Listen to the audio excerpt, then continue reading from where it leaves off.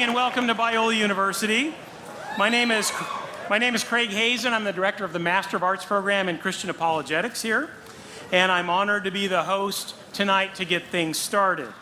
Although the gym is packed with nearly 3,000 people, and it looks like you're stuffed in here pretty well, and my condolences to those of you who've already been sitting an hour and have another couple hours to go.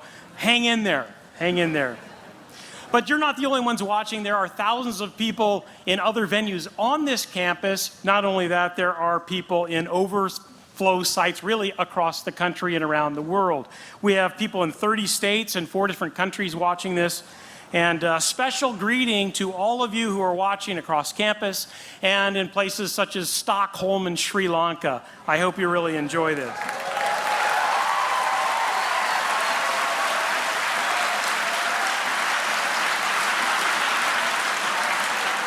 A special greeting to some distinguished guests tonight. William Lane Craig's wife, Jan, is here. Jan, it's good to see you. Betsy Hewitt is here.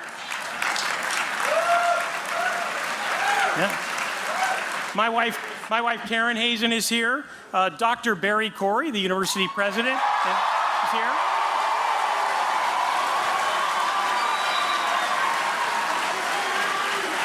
Yeah. We've got distinguished philosophers all over the place. Doug Guyvet, J.P. Morton, I hope, his wife. Good. All right. We're thrilled all of you could come. Well, this event was initiated by the Associated Students of Biola University, and it makes sense that AS President Eric Weaver should give a quick welcome on behalf of the student body. Eric, come on up.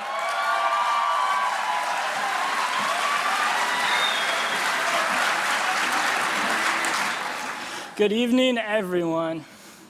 Biola is a 100-year-old Christian university which desires to wrestle with big questions in an honest and open way.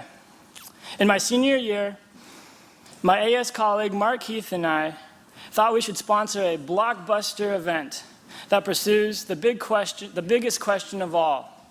Is it reasonable to believe that God exists? A proposal was presented to the Senate, and the student body heartily agreed. So we invited 2 acclaimed academic leaders in this area, William Lane Craig and Christopher Hitchens. And along with the wonderful people from the apologetics program, we are thrilled to see it on display tonight. On behalf of the students at Biola, I hope you really enjoy this event. Thank you.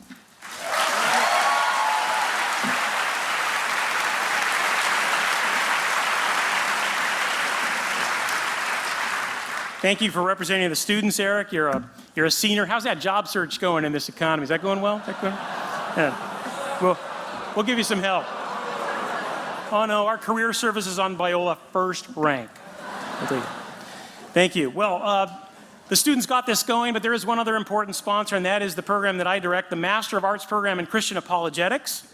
If you like wrestling with the big questions, the existence of God, evidence for the resurrection, the problem of evil, the historical reliability of the Bible, reconciling science and faith, this really is a degree program for you.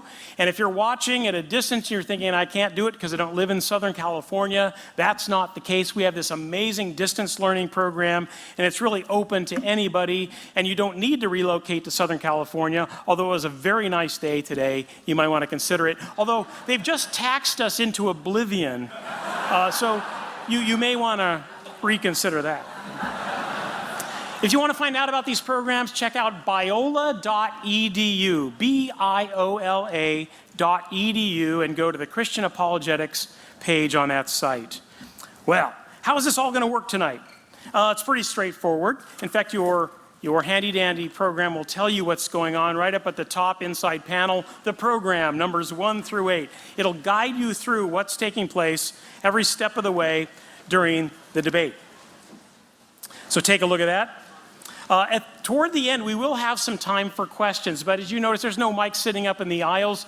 We are going to throw it open to the students. We have a student section up there. Bravo. Students of all stripes. Now, it's your job tonight to think up some tough questions. And I expect you to actually vet them. That is, you may have learned in school that there's no such thing as a dumb question. That is not true, okay? not to intimidate you, but check it out. Do peer review. If you come up with a question, run it by the person next to you or on either side, and let's see how it goes. So we'll throw it open for some Q&A time, and our thoughtful moderator will make sure it goes well. All right. Well, when we're done tonight, there's one other thing you need to be considering, and that is getting outside of this building to the pavilion right outside here and several places along the walkway to pick up the featured books tonight. One is God is Not Great by Christopher Hitchens, and another one is Reasonable Faith by William Lane Craig. These are the featured books. Pick them up and you can actually have them signed. To have them signed, just walk out this building, look for all the lights, and there's some tables out there, and our distinguished debaters will be out there signing books and answering your toughest questions right there at the table, I'm sure. If you've got a lot of books at home, in fact, you own a book so you don't need another one, perhaps you can buy some DVDs or CDs of some dynamite debates and lectures that Bill Craig has done around the world. These are first-rank materials, and our apologetics program is actually the center point for getting all of these. So if you want to get them tonight, they've got wonderful special deals.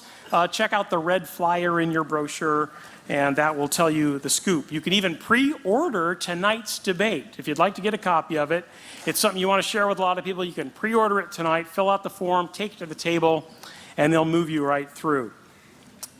Well, we're delighted to have Mr. Hitchens here on campus, but we realize that we theists certainly have the home court advantage. I mean, being in a basketball court, that makes a lot of sense. After all, it's a Christian university, and it even says, all glory to God or something above the bleachers there. So clearly this is a home court advantage for the theists. And I imagine that the crowd here is over 2/3 evangelical Christian, although I'm thrilled to see the atheist and agnostic community turn out wearing T-shirts. I love that. Yeah, absolutely, yeah.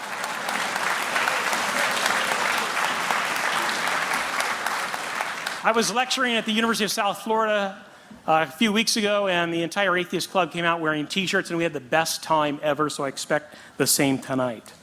Well, since we have the home court advantage, those of you who are theists, believers in God, please let's be polite to Christopher Hitchens. He's known to say a provocative thing or two. So if you could practice your polite golf clap.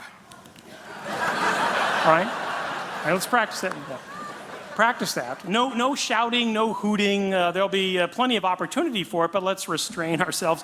And those of you who are from the atheist and agnostic community, again, no shouting, no hooting, no hollering. In fact, Mr. Hitchens, I can guarantee, doesn't really need a lot of help. I just saw a video of him debating like 4 prominent evangelical theists in Dallas, and it really wasn't fair.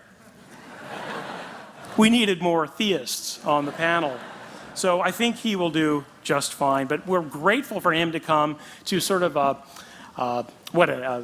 pit of opposition at Biola University, but we're grateful to really open up the doors and run through these big, important questions. And if the debate is not resolved at the end, this is a basketball court, for goodness sakes, we'll lower the hoops, we'll turn up the lights, and we'll let them go one-on-one. I hear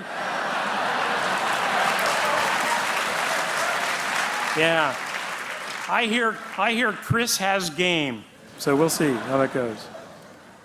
Well, let's get to it. It's my pleasure to introduce our moderator of the debate tonight, and he'll get this party started. Hugh Hewitt. Yes, Hugh Hewitt.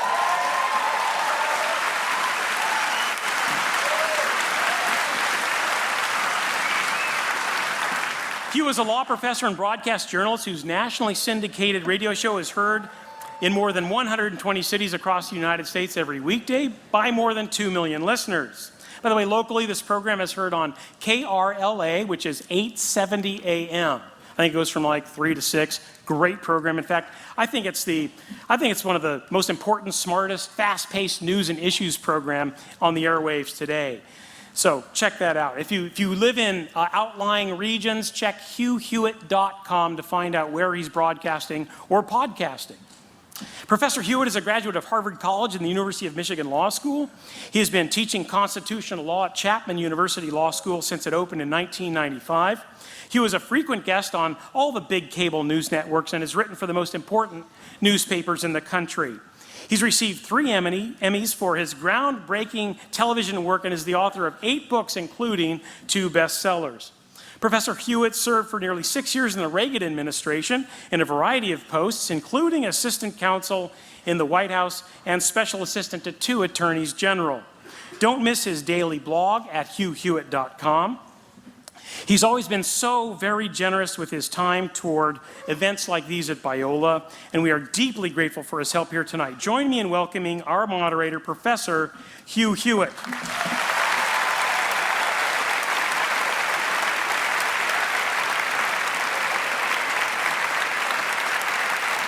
Thank you, ladies and gentlemen. Number 1, please turn off your cell phones. I repeat, please turn off your cell phones. Number 2, gentlemen, to the extent that any of you have jackets that are still on, please, as Ronald Reagan once used to say, feel free to just throw them on the floor. It is a little bit warm in here. Our guests, by virtue of this crowd, it is obvious, need no introduction. I am not going to waste time then on elaborate introductions. I just wish to thank them both for being willing to participate in this most important of conversations. It is the best of times, it is the best of times for those who like to argue about God in the public square, largely because of the rise of new atheists such as Mr. Hitchens, Richard Dawkins, my friend William Lobdell, and others who have once again put to the center of the public stage the question of whether or not God does exist and whether or not Jesus Christ is his son. And it is up to people like William Lane Craig, prolific author, much beloved professor here, to enter into that conversation in a way that is both persuasive and winsome. And so without further ado, allow me to welcome up Vanity Fair columnist, prolific author, my friend, and a champion of freedom, Christopher Hitchens.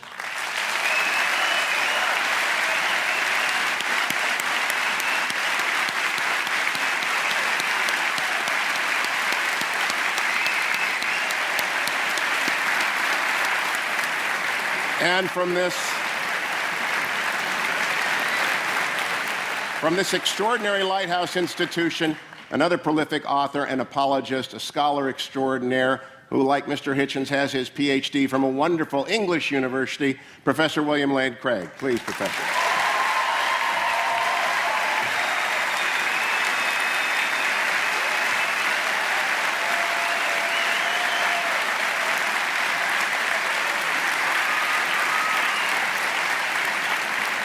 This is a very structured debate according to classical lines until the questions at the end. We begin with an opening argument, 20 minutes, to Professor Craig. Professor? Ooh.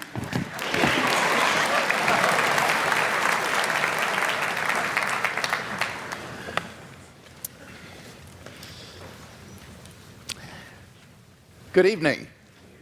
I am very excited to be participating in this debate tonight. Jan and I used to sit in those very bleachers right over there watching our son John run up and down this court as a forward on the Biola Eagles. And so I feel like I'm playing on the home court tonight. And I want to commend Mr. Hitchens for his willingness to come into this den of lambs and to defend his views tonight. On the other hand, if I know Biola students, I suspect that a good many of you, when you came in tonight, said to yourself, I'm going to check my own views at the door, and I'm going to assess the arguments as objectively as possible. I welcome that challenge. You see, the question of God's existence is of interest not only to religion, but also to philosophy. Now, Mr. Hitchens has made it clear that he despises and disdains religion, but presumably he is not so contemptuous of philosophy. Therefore, as a professional philosopher, I'm going to approach tonight's question philosophically, from the standpoint of reason and argument. I'm convinced that there are better arguments for theism than for atheism. So, in tonight's debate, I'm going to defend 2 basic contentions. First, that there's no good argument that atheism is true. And secondly, that there are good arguments that theism is true. Now, notice carefully the circumscribed limits of those contentions. We're not here tonight to debate the social impact of religion, or Old Testament ethics, or biblical inerrancy. All interesting and important topics, no doubt, but not the subject of tonight's debate, which is the existence of God. Consider then my first contention, that there's no good argument that atheism is true. Atheists have tried for centuries to disprove the existence of God, but no one's ever been able to come up with a successful argument. So, rather than attack straw men at this point, I'll just wait to hear Mr. Hitchens present his arguments against God's existence, and then I'll respond to them in my next speech. In the meantime, let's turn to my second main contention, that there are good arguments that theism is true. On your program insert, I outline some of those arguments. Number one, the cosmological argument. The question of why anything at all exists is the most profound question of philosophy. The philosopher Derek Parfit says, no question is more sublime than why there is a universe, why there is anything, rather than nothing. Typically, atheists have answered this question by saying that the universe is just eternal and uncaused. But there are good reasons, both philosophically and scientifically, to think that the universe began to exist. Philosophically, the idea of an infinite past seems absurd. Just think about it. If the universe never began to exist, that means that the number of past events in the history of the universe is infinite. But mathematicians recognize that the existence of an actually infinite number of things leads to self-contradictions. For example, what is infinity minus infinity? Well, mathematically, you get self-contradictory answers. This shows that infinity is just an idea in your mind, not something that exists in reality. David Hilbert, perhaps the greatest mathematician of the 20th century, wrote, "The infinite is nowhere to be found in reality. It neither exists in nature nor provides a legitimate basis for rational thought. The role that remains for the infinite to play is solely that of an idea." But that entails that since past events are not just ideas, but are real, the number of past events must be finite. Therefore, the series of past events can't go back forever. Rather, the universe must have begun to exist. This conclusion has been confirmed by remarkable discoveries in astronomy and astrophysics. In one of the most startling developments of modern science, we now have pretty strong evidence that the universe is not eternal in the past, but had an absolute beginning about 13 billion years ago in a cataclysmic event known as the Big Bang. What makes the Big Bang so startling is that it represents the origin of the universe from literally nothing. For all matter and energy, even physical space and time themselves, came into being at the Big Bang. As the physicist P.C.W. Davies explains, the coming into being of the universe, as discussed in modern science, is not just a matter of imposing some sort of organization upon a previous incoherent state, but literally the coming into being of all physical things from nothing. Now, this puts the atheist in a very awkward position. As Anthony Kinney of Oxford University urges, a proponent of the Big Bang theory, at least if he is an atheist, must believe that the universe came from nothing and by nothing. But surely that doesn't make sense. Out of nothing, nothing comes. So why does the universe exist instead of just nothing? Where did it come from? There must have been a cause which brought the universe into being. Now, as the cause of space and time, this being must be an uncaused, timeless, spaceless, immaterial being of unfathomable power. Moreover, it must be personal as well. Why? Because the cause must be beyond space and time. Therefore, it cannot be physical or material. Now, there are only two kinds of things that fit that description. Either an abstract object, like numbers, or else a personal mind. But abstract objects can't cause anything. Therefore, it follows that the cause of the universe is a transcendent, intelligent mind. Thus, the cosmological argument gives us a personal creator of the universe. 2, the teleological argument. In recent decades, scientists have been stunned by the discovery that the initial conditions of the Big Bang were fine-tuned for the existence of intelligent life with a precision and delicacy that literally defy human comprehension.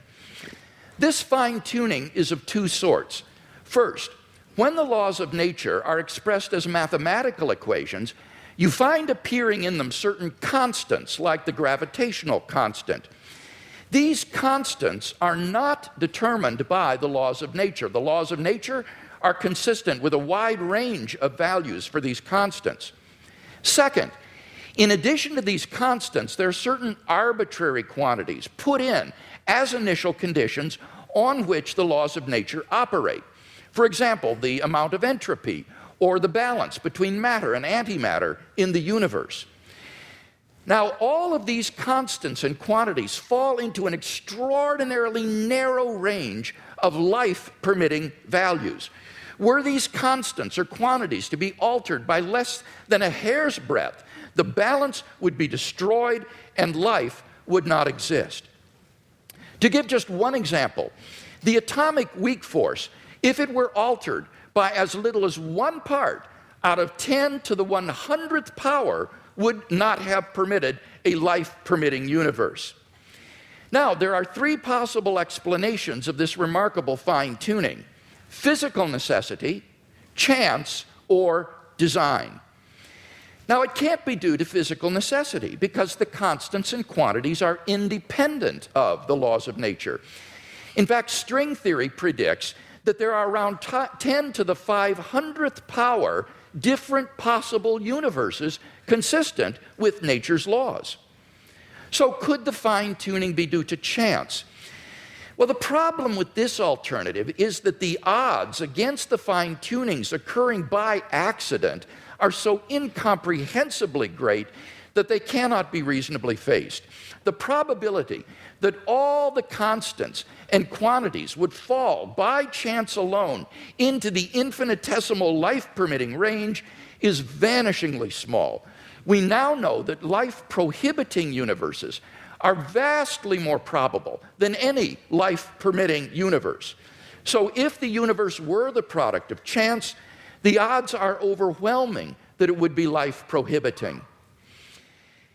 In order to rescue the alternative of chance, its proponents have therefore been forced to resort to a radical metaphysical hypothesis, namely that there exists an infinite number of randomly ordered, undetectable universes composing a sort of world ensemble or multiverse of which our universe is but a part.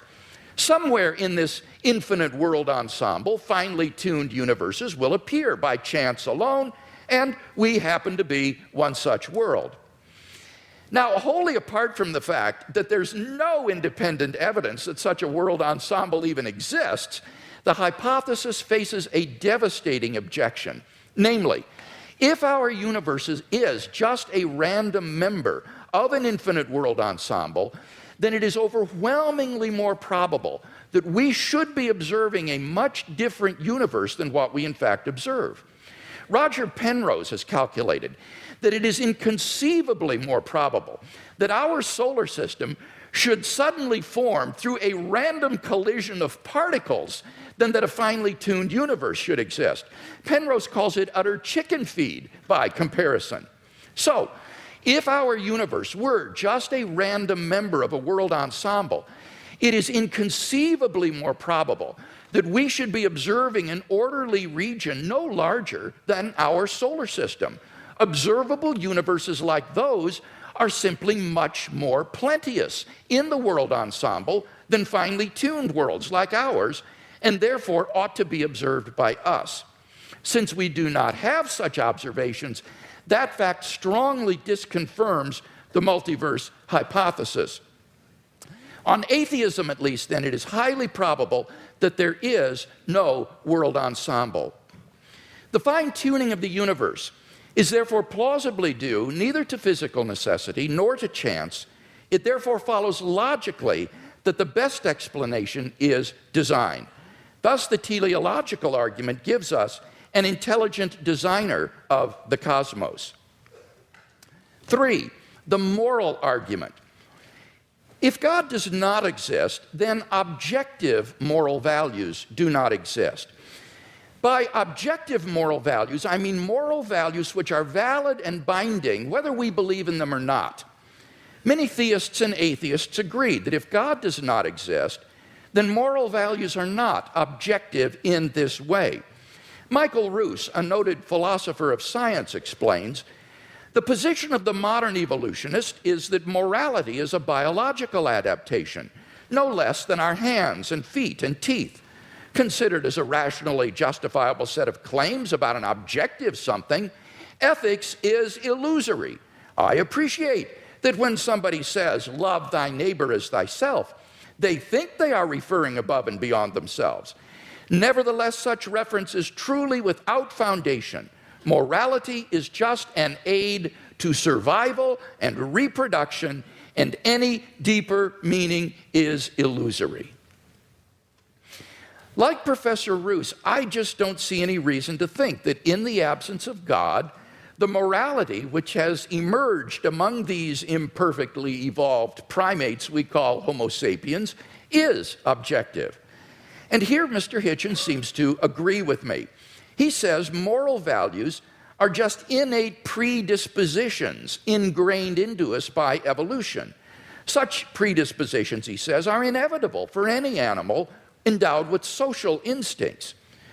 On the atheistic view, then, an action like rape is not socially advantageous, and so in the course of human development has become taboo. But that does absolutely nothing to prove that rape is really morally wrong. On the atheistic view, there's nothing really wrong with raping someone. But the problem is that objective values do exist, and deep down we all know it. In moral experience, we apprehend a realm of objective moral goods and evils. Actions like rape, cruelty, and child abuse aren't just socially unacceptable behavior, they're moral abominations. Some things, at least, are really wrong. Similarly, love, equality, and self-sacrifice are really good. But then it follows logically and necessarily that God exists. Number 4, the resurrection of Jesus. The historical person, Jesus of Nazareth, was a remarkable individual. Historians have reached something of a consensus that the historical Jesus came on the scene with an unprecedented sense of divine authority, the authority to stand and speak in God's place. He claimed that in himself the kingdom of God had come. And as visible demonstrations of this fact, he carried out a ministry of miracle working and exorcisms. But the supreme confirmation of his claim was his resurrection from the dead. If Jesus did rise from the dead, then it would seem that we have a divine miracle on our hands and thus evidence for the existence of God. Now, most people probably think that the resurrection of Jesus is something you just believe in by faith or not. But there are actually 3 established facts recognized by the majority of New Testament historians today, which I believe are best explained by the resurrection of Jesus. Fact number 1, on the Sunday after his crucifixion, Jesus' tomb was discovered empty by a group of his women followers.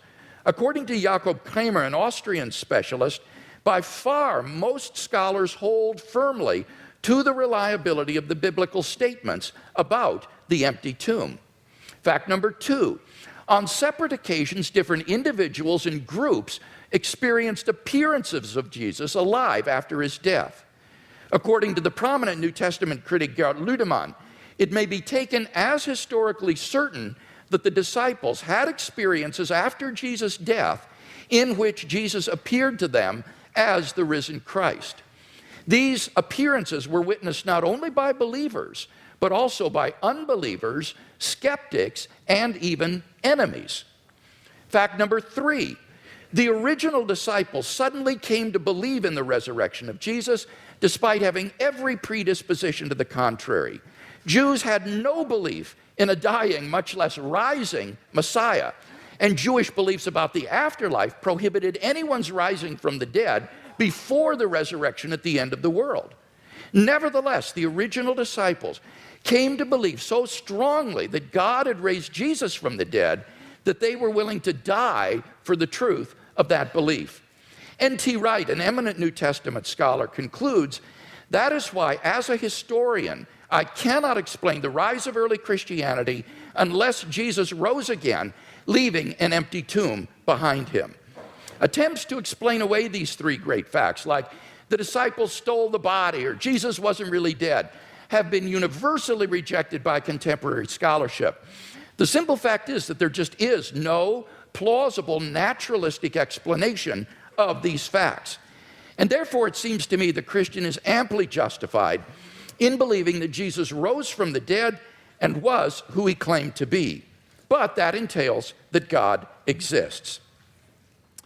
Finally, number 5, the immediate experience of God. This isn't really an argument for God's existence. Rather, it's the claim that you can know that God exists wholly apart from arguments, simply by immediately experiencing him.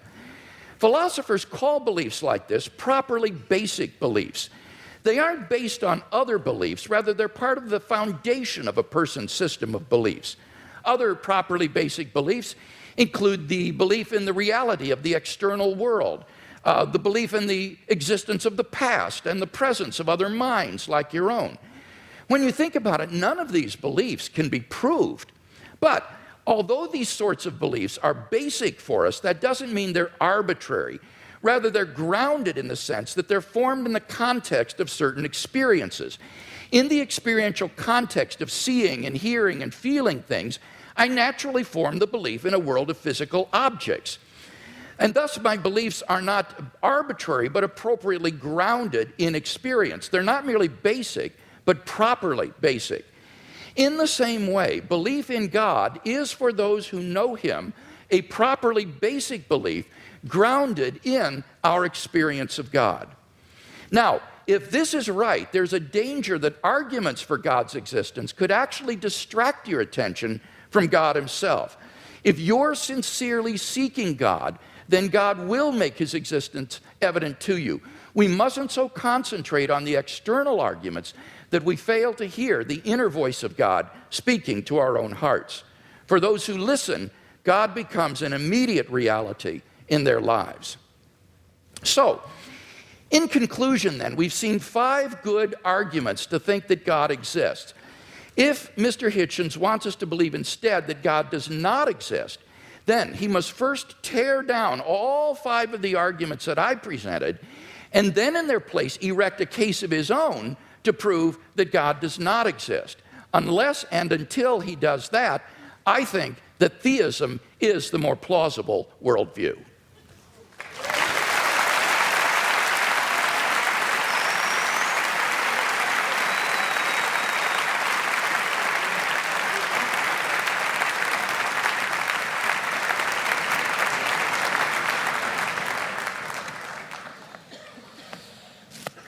Well, am I audible?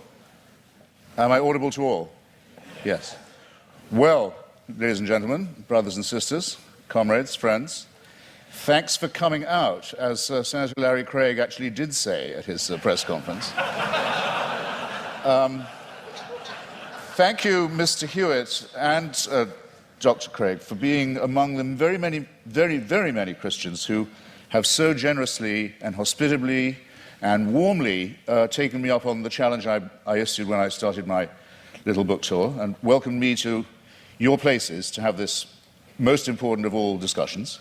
I can't express my gratitude enough. And thanks to the very nice young ladies who I ran into at the Elephant Bar this afternoon, where I hadn't expected a posse of Biola students to be on staff, but where I thought, God, they're everywhere now.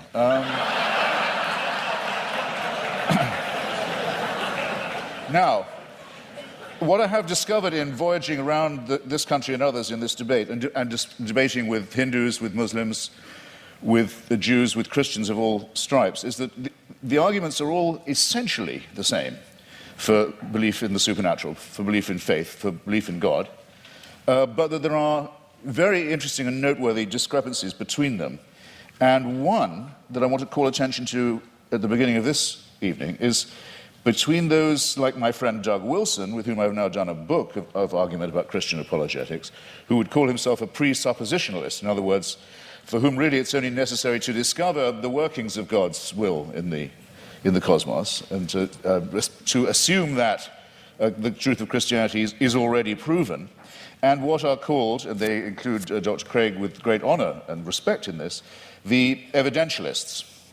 Now, I want to begin by saying that this distinction strikes me first as a very charming distinction, and second as false, or perhaps as a distinction without a difference. Well, why do I say charming? Because I think it's rather sweet that people of faith also think they ought to have some evidence. And I think it's progress of a kind. After all, if we had been having this debate in the mid-19th century, Professor Craig or his equivalent would have known little or probably nothing about the laws of physics and biology. Maybe even less than I know now, which is to say quite a lot in its way. And they would have grounded themselves, or he would have grounded himself, on faith, on Scripture, on revelation, on the prospect of salvation, on the means of grace, and the hope of glory, and perhaps on Paley's natural theology. Paley, who had the same rooms, or had the same rooms later occupied by Charles Darwin in Cambridge, with its watchmaker theory of design that I know I don't have to expound to you, but which briefly suggests that if an Aborigine is walking along a beach and finds a gold watch ticking, he knows not what it's for, or where it came from, or who made it, but he knows it's not a rock, he knows it's not a vegetable, he knows it must have had a designer. The Paley analogy held for most Christians for many years because they were willing to make the assumption that we were mechanisms and that therefore there must be a watchmaker. But now that it's been, here's where the presuppositionalist versus evidentialist dichotomy begins to kick in. Now it's been rather painstakingly and elaborately demonstrated to the satisfaction of most people. I don't want to just use arguments from authority, but it's not very much contested anymore, that we are not designed as creatures, but that we evolved by a rather laborious combination of random mutation and natural selection into the species that we are today. It is, of course, open to the faithful to say that all this was, now that they come to know it, now that it becomes available to everybody, now that they think about it, and now that they've stopped opposing it or trying to ban it, then they can say, actually, on second thought, the evolution was all part of the design. Well, as you will recognize, ladies and gentlemen, there are some arguments I can't be expected to refute or rebut because there's no way around that argument. I mean, if everything, including evolution, which isn't a design, is nonetheless part of a divine design, then all the advantage goes to the person who's willing to believe that. That cannot be disproved. But it does seem to me a very poor, very weak argument, because the test of a good argument is that it is falsifiable, not that it's unfalsifiable. So this tactic, or this style of argument, which we've had some evidence of this evening, I would rebaptize, or might I dare say I would rechristen it, as retrospective evidentialism. In other words, everything can, in due time, if you have enough faith, be made to fit.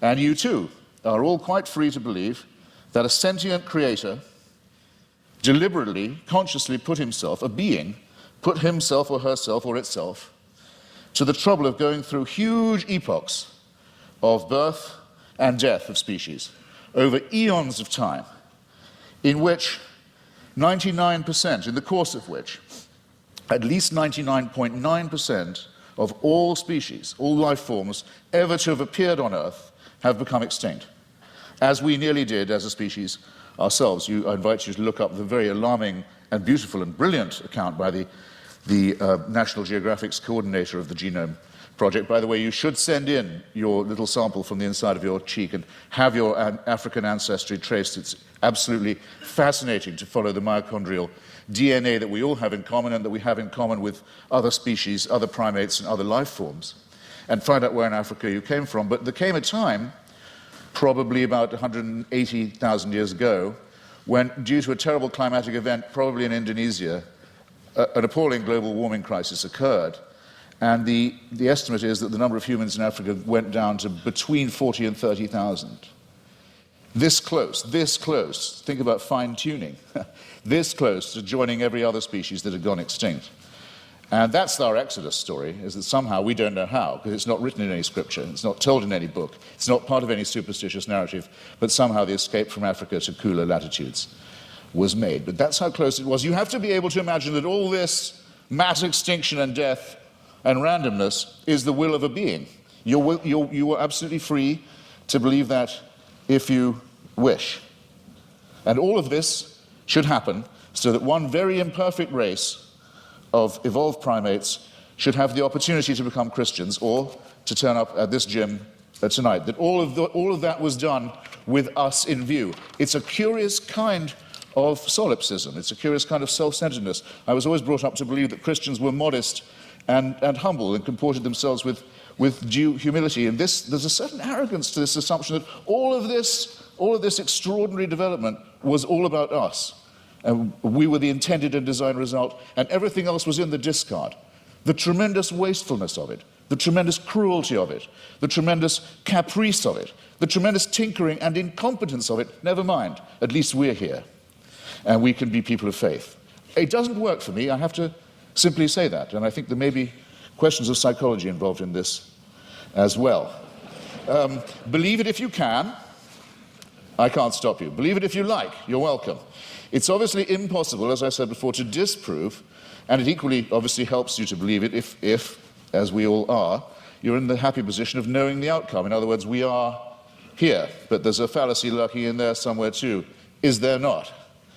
Now, it's often said, it was said tonight, and Dr. Craig said it in print, that atheists think they can prove the non-existence of God. This, in fact, very slightly but crucially misrepresents what we've always said. And there's nothing new about the new atheists, it's just we're recent. There's nothing particularly new. Dr. Victor Stenger, a great scientist, has written a book called The Failed Hypothesis, which he says he thinks that science can now license the claim that there definitely is no God, but he's unique in that and I think very bold and courageous. Here's what we argue. We argue quite simply that there's no plausible or convincing reason, certainly no evidential one, to believe that there is such an entity, and that all observable phenomena, including the cosmological one to which I'm coming, are explicable without the hypothesis. You don't need the assumption. And this objection itself, our school falls into at least two, perhaps three sections. There's no such thing, no such word, though there should be, as adeism, or as being an adeist, but if there was one, I would say that's what I was. I don't believe that we are here as the result of a design, or that by making the appropriate propitiations and adopting the appropriate postures and following the appropriate rituals, we can overcome death. I don't believe that, and for a priori reasons, don't. If there was such a force, which I cannot prove by definition that there was not, if there was an entity that was responsible for the beginning of the cosmos, and that also happened to be busily engineering the very laborious production of life on our little planet, it still wouldn't prove that this entity cared about us, answered prayers, cared what church we went to, or whether we went to one at all, cared who we had sex with, or in what position, or by what means, cared what we ate, or on what day, cared whether we lived or died. There's no reason at all why this entity isn't completely indifferent to us. That you cannot get from deism to theism except by a series of extraordinarily generous to yourself assumptions. The deist has all his work still ahead of him to show that it leads to revelation, to redemption, to salvation, or to suspensions of the natural order, in which hitherto you've been putting all your faith, all your evidence is on scientific and natural evidence, or why not, for a change of pace and a change of taste, say yes, but sometimes this same natural order, which is so miraculous in observation, no question about it, is so impressive in its favoring the conditions for life in some ways, but it's randomly suspended when miracles are required. So with caprice and contempt, these laws turn out not to be so important after all, as long as the truth of religion can be proved by their being rendered inoperative. This is having it both ways in the most promiscuous and exorbitant manner in my submission. Bear in mind also that these are not precisely the differences between Dr. Craig and myself, I mean, morally or intellectually equivalent claims. After all, Dr. Craig, to win this argument, has to believe and prove to a certainty. He's not just saying there might be a God, because he has to say there must be one, otherwise we couldn't be here and there couldn't be morality. It's not a contingency for him. I have to say that I appear as a skeptic who believes that doubt is the great engine, the great fuel of all inquiry, all discovery, and all innovation, and that I doubt these things. The disadvantage, it seems to me, in the argument goes to the person who says, no, I know it, it must be true, it is true. We're too early in the study of physics and biology, it seems to me, to be dealing in certainties of that kind, especially when the stakes are so high. It seems to me, to put it in a condensed form, extraordinary claims, such as the existence of a divine power with a son who cares enough to come and redeem us, extraordinary claims require truly extraordinary evidence. I don't think any of the evidence we heard from Dr. Craig, brilliantly marshaled as it was extraordinary enough to justify the extreme claims that are being made and backed by it. Hypocrisy, said La Rochefoucauld, is the compliment that vice pays to virtue. Retrospective evidentialism strikes me in something of the same sort of light. It's a concession made to the need for fact. Maybe we better have some evidence to go along with our faith. But look at what Dr. Craig says in his book. He says, I'll quote directly, he says, should a conflict arise between the witness of the Holy Spirit to the fundamental truth of the Christian faith and beliefs based on argument and evidence, then it is the former which must take precedence over the latter. He adds not vice versa, but a good editor, I think, would have told you, you don't have to put the vice versa in. It's clear enough as it is. I'll say it again. Should a conflict arise between the witness of the Holy Spirit to the fundamental truth of the Christian faith and beliefs based on argument and evidence, then it's the former which must take precedence over the latter. That's not evidentialism. That's just faith. It's a priori belief. It's rephrased in another edition. It says, therefore, the role of rational argumentation in knowing Christianity to be true is the role of a servant. A person knows Christianity is true because the Holy Spirit tells him it is true. And while argument and evidence can be used to support this conclusion, they cannot legitimately overrule it. Now, then he goes on to say, the Bible says all men are without excuse. Even those who are given no reason to believe, and many persuasive reasons to disbelieve, have no excuse, because the ultimate reason they do not believe is that they have deliberately rejected God's Holy Spirit. That would have to be me. But you see where this lands you, ladies and gentlemen, with the Christian apologetic. You're told you're a miserable sinner who is without excuse. You've disappointed your God in who made you, and you've been so ungrateful as to rebel. You're contemptible, you're worm-like, but you can take heart. The whole universe was designed with just you in mind. These two claims are not just mutually exclusive, but I think they're intended to compensate each other's cruelty and ultimately absurdity. In other words, evidence is an occasional convenience. Seek and ye shall find. I remember being told that in church many a time as a young lad. Seek and ye shall find. I thought it was a sinister injunction, because it's all too likely to be true. We are pattern-seeking mammals and primates. If we can't get good evidence, we'll go for junk evidence. If we can't get a real theory, we'll go with a conspiracy theory. You see it all the time. Religion's great strength is that it was the first of our attempts to explain reality, to make those patterns take some kind of form. It deserves credit. It was our first attempt at astronomy, our first attempt at cosmology, in some ways our first attempt at medicine, our first attempt at literature, our first attempt at philosophy. Good. While there was nothing else, it had many functional uses of that kind. Never mind that they didn't know that germs cause disease. Maybe evil spirits cause disease. Maybe disease is a punishment. Never mind that they believed in astrology rather than astronomy. Even Thomas Aquinas believed in astrology. Never mind that they believed in devils. Never mind that things like volcanic eruptions, earthquakes, tidal waves were thought of as punishments, not as natural occurrences on the cooling crust of a planet. The pattern seeking has gone too far. And it's gone, I think, much too far with what was until recently thought of as Christianity's greatest failure, greatest of all failures, cosmology, the one thing Christianity knew nothing about. and taught the most abject nonsense about. For most of its lifetime, Christianity taught that the earth itself was the center of the universe, and we had been given exclusive dominion as a species over it. It could not have been more wrong. How are we going to square the new cosmology, the fantastic new discoveries in physics with the old dogmas? Well, one is the idea of this fine-tuning, about which I've only left myself 3.5 minutes. I'll have to refer some of this to later in the discussion. This is essentially another form of pattern seeking on the basis of extremely limited evidence. Most physicists are very uncertain, as they have every right to be. In fact, I would say, for physicists, that as they have the duty to be at the moment, extremely uncertain about the spatio-temporal dimensions of the original episode, the Big Bang as it's sometimes called. We're in the very, very early stages of this inquiry. We hardly know what we don't know about the origins of the universe. We're viewing it from an unimaginable distance, not just an unimaginable distance in space. We're perched on a tiny rock in an extremely small suburb of a fairly minor galaxy, trying to look to discern our origins, but also at an unbelievable distance in time. And we claim the right to say, we can see the finger of God in this process.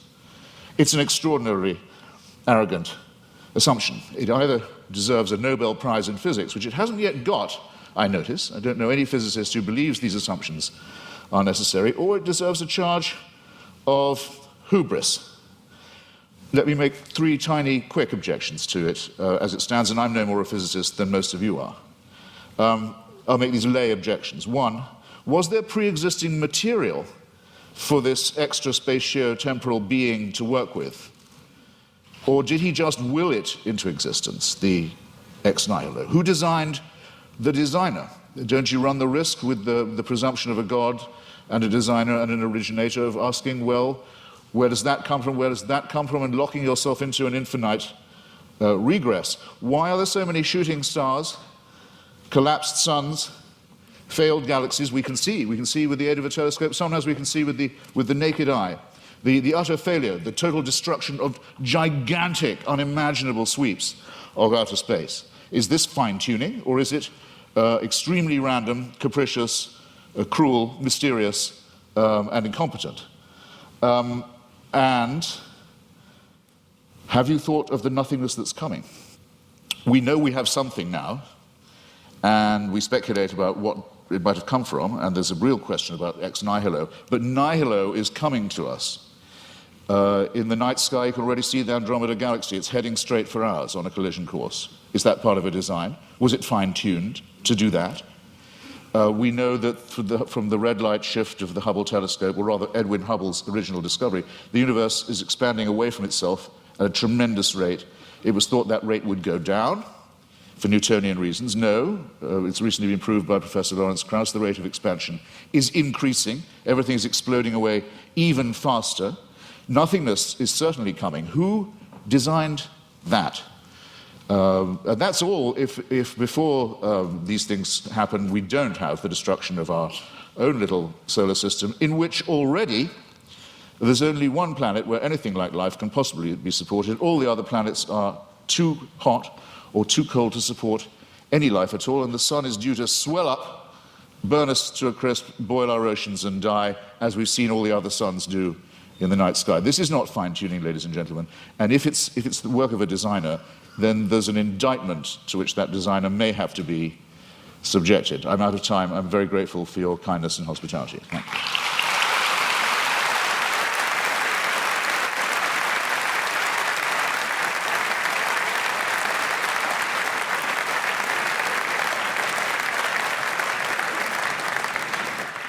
Dr. Craig, a 12-minute rebuttal.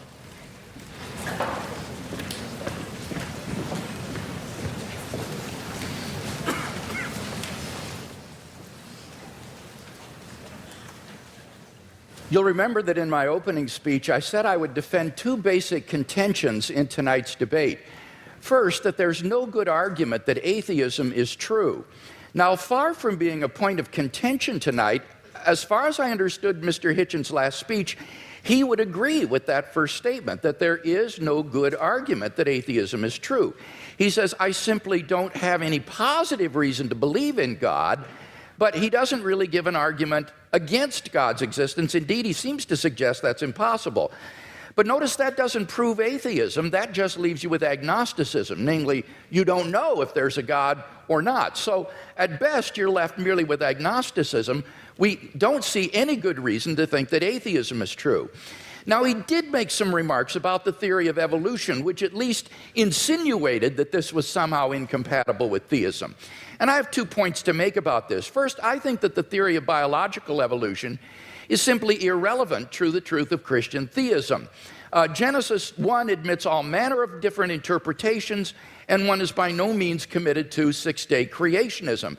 Howard Van Til, who is a professor at Calvin College, writes, "Is the concept of special creation required of all persons who trust in the Creator God of Scripture? Most Christians in my acquaintance who are engaged with either scientific or biblical scholarship have concluded that the special creationist picture of the world's formation is not a necessary component of Christian belief. Nor is this a retreat caused by modern science." St. Augustine in the AD 300s, in his commentary on Genesis, pointed out that the days don't need to be taken literally, nor need the creation be a few thousand years ago. Indeed, he suggested that God made the world with certain special potencies that would gradually unfold over time and develop. And this interpretation came 1,500 years before Darwin, so that it is not a forced retreat in the face of modern science. So any doubts that I would have about the theory of biological evolution would be not biblical, but rather scientific. Namely, what it imagines is fantastically improbable. Barrow and Tipler, 2 physicists, in their book, The Anthropic Cosmological Principle, list 10 steps in the course of human evolution, each of which is so improbable that before it would occur, the sun would have ceased to be a main sequence star and incinerated the Earth. And they calculate the probability of the evolution of the human genome to be somewhere between 4 to the negative 180th power to the 110,000th power, and 4 to the negative 360th power to the 110,000th power. So if evolution did occur on this planet, it was literally a miracle, and therefore evidence for the existence of God. So I don't think this is an argument for atheism. Quite the contrary, it really provides good grounds for thinking that God superintended the process of biological development. So the Christian can be open to the evidence to follow it where it leads. By contrast, as Alvin Plantinga has said, for the naturalist, evolution is the only game in town. No matter how fantastic the odds, no matter how improbable, it's got to be true, because there is no intelligent creator and designer.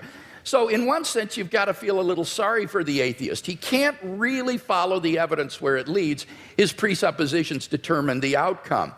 By contrast, if there is a fine-tuner and creator of the universe, then already in the initial conditions of the Big Bang, you have an elaborately designed universe that permits the evolution and existence of intelligent life.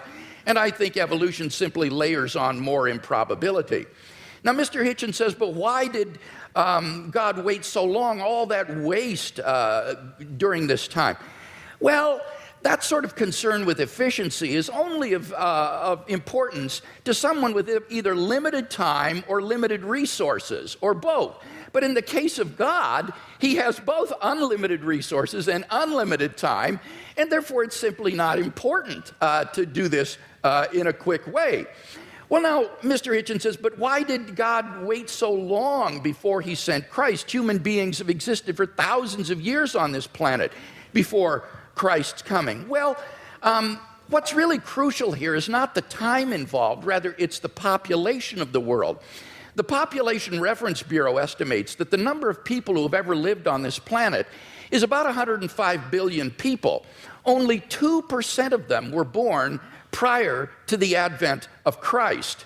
Eric Krapes of the Survey Research Center at the University of Michigan's Institute for Social Research says, God's timing couldn't have been more perfect. Christ showed up just before the exponential explosion in the world's population. The Bible says in the fullness of time, God sent forth his Son. And when Christ came, The nation of Israel had been prepared. The Roman peace dominated the Mediterranean world. It was an age of literacy and learning. The stage was set for the advent of God's Son into the world. And I think in God's providential plan for human history, we see the wisdom of God in orchestrating the development of human life and then in bringing Christ into the world in the fullness of time. So I don't see that there are any good grounds here for thinking that this provides reason for atheism. Now, what about my arguments for theism? Mr. Hitchens had some general remarks here. He says it's difficult to get from deism to theism. Now, I want to point out that's a false use of these terms. This is simply confused. Deism is a type of theism. Theism is the broad worldview that God exists. Deism is a specific kind of theism that says God has not revealed himself directly in the world. Now, my arguments are a cumulative case for Christian theism. They add up to the belief in the God that has been revealed by Jesus of Nazareth. Now, Mr. Hitchens says, but you must prove this with certainty. Not at all. I am not claiming these arguments demonstrate Christian theism with certainty. I'm saying that this is the best explanation of the data when you compare it with other competing hypotheses. I think it's more probable than not. He quotes me as to saying the Holy Spirit's witness is the basis for knowing Christianity to be true, and I affirm that. I think the fundamental way in which we know Christianity is true is through the objective inner witness of God's Holy Spirit, what I called the immediate knowledge of God himself in my fifth point. On the basis of that, we have a properly basic belief in the existence of God and the truth of Christianity. But when it comes to showing someone else that what we know through the witness of the Holy Spirit is true, here we appeal to argument and evidence as I've done tonight. And the arguments and evidence that I've appealed to are largely deductive arguments. This isn't retrospective evidentialism. These are deductive arguments. If the premises are true, then you cannot deny the conclusion on pain of irrationality because the conclusions follow with logical necessity from the premises. So the only way to deny the conclusion is you've got to show me which of the premises are false. That's why you've got that program insert with the premises in your program for these arguments. Mr. Hitchens needs to identify which premises of the argument he rejects as false if he's to reject the conclusions. Now, with respect to my cosmological argument, notice that he didn't dispute whatever begins to exist has a cause, nor did he dispute the philosophical and scientific arguments for the beginning of the universe. All he asked was the question, was there pre-existent material? The answer is no, there was not. As Barrow and Tipler point out, at this singularity, space and time came into existence. Literally nothing existed before the singularity. So if the universe originated at such a singularity, we would truly have a creation ex nihilo, that is, out of nothing. And this isn't talking religion, folks. This is talking contemporary cosmology. So the first argument, it seems to me, is unrefuted. What about the fine-tuning argument? Here he said, well, scientists are terribly uncertain about the fine-tuning argument. Well, I think that's simply not the case. Sir Martin Rees, the Royal Astronomer Royal of Great Britain, has said, the laws governing our universe appear to be finely tuned for our existence. Everywhere you look, there are yet more examples. Wherever physicists look, they see examples of fine-tuning. Ernest McMullen, philosopher of science, says it seems safe to say that later theory, no matter how different it may be, will turn up approximately the same numbers. And the numerous constraints that have to be imposed on these numbers seem both too specific and too numerous to evaporate entirely. So that it's very unlikely that this fine-tuning is going to vanish or be explained away. Now, Mr. Hitchens responds, but we're headed toward nothingness. We're ultimately going to be doomed, and therefore the universe is not designed. Well, now, this is not a very powerful objection. The temporal duration of something is irrelevant to whether it's been designed. The products of human intelligence and engineering, like computers and automobiles, will eventually decay and cease to exist, but that doesn't mean they weren't designed. I think the real objection he's getting at here is why would God create mankind only to have it go extinct? But of course, you see, on the Christian view, that That's false. That is an atheistic assumption. On the Christian view, life does not end at the grave, and God has given assurance of this by raising Jesus from the dead. So the objection simply has no purchase against Christian theism. So it seems to me that the fine-tuning argument is also unrefuted. What about the moral argument? We saw that without God, there are no objective moral values. Mr. Hitchens agrees with this. And yet he himself affirms over and over again moral statements like the moral reprobation of religious intolerance and violence in the name of religion. So he does affirm objective values, but without any basis for it. What I can offer him as a theist is a transcendent basis for the objective moral values and duties that we both want to affirm. Fourthly, the resurrection of Jesus. Again, there was no response to this. Let me simply quote N.T. Wright in his recent study of the resurrection. He says that the empty tomb and the appearances of Jesus have a historical probability so high as to be virtually certain, like the death of Augustus in AD 14 or the fall of Jerusalem in AD 70. So we are on very solid ground in affirming these three facts that I mentioned in my opening speech, and I can't think of any better explanation than the ones that the eyewitness gave, namely that God raised Jesus from the dead. Finally, the immediate experience of God. Unless Mr. Hitchens can show that I'm psychologically deranged or delusional, it seems to me I'm perfectly rational on the basis of my immediate experience of God to believe that God exists and that therefore this for me is a properly basic belief. So I think all of these arguments stand intact despite his refutation. We've seen no argument for atheism, so clearly the weight of the evidence falls on the side of the scale for Christian theism tonight.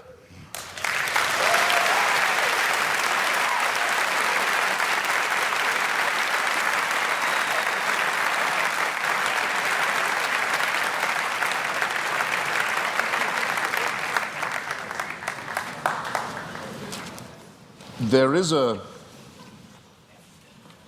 terminological problem here, which may conceal more than just terminological difficulty.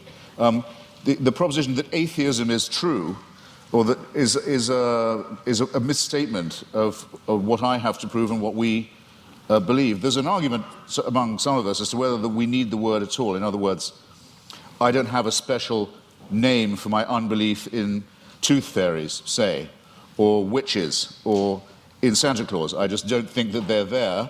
I don't have to prove a tooth fairyism. I don't have to prove a Santa Clausism. I don't have to prove a witchism.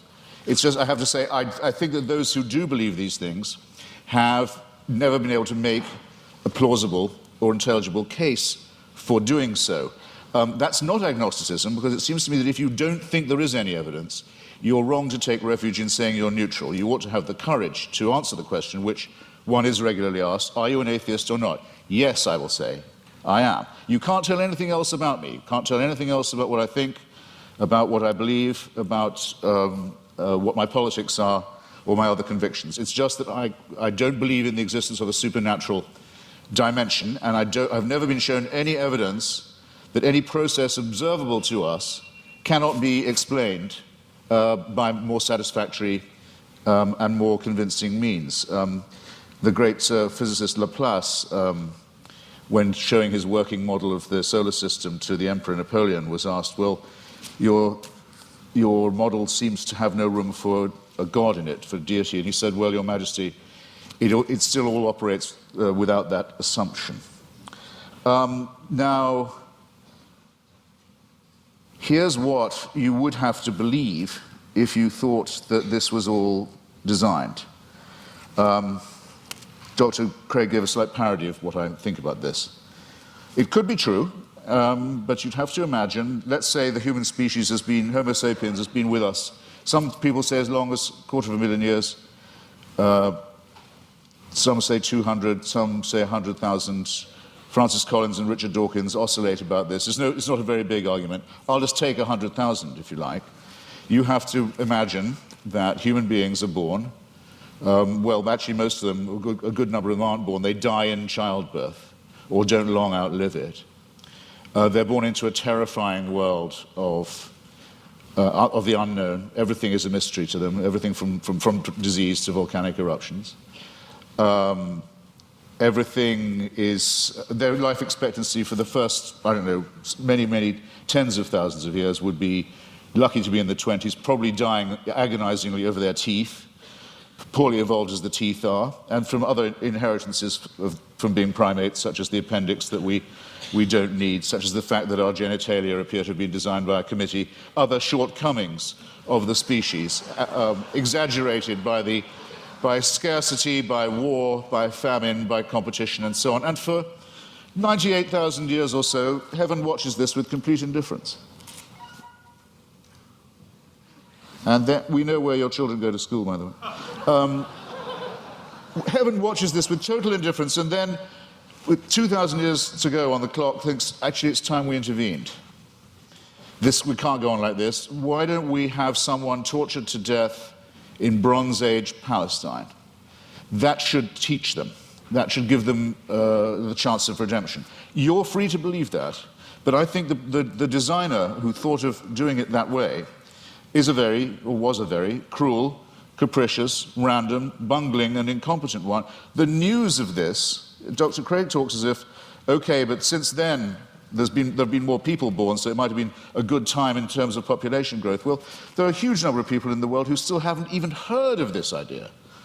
The news hasn't penetrated to them. Or where it has, it's been brought to them by people who Dr. Craig doesn't think of as Christians, such as Mormons, for example. And it's taught to them in many discrepant and competitive and indeed incompatible and violently irreconcilable ways.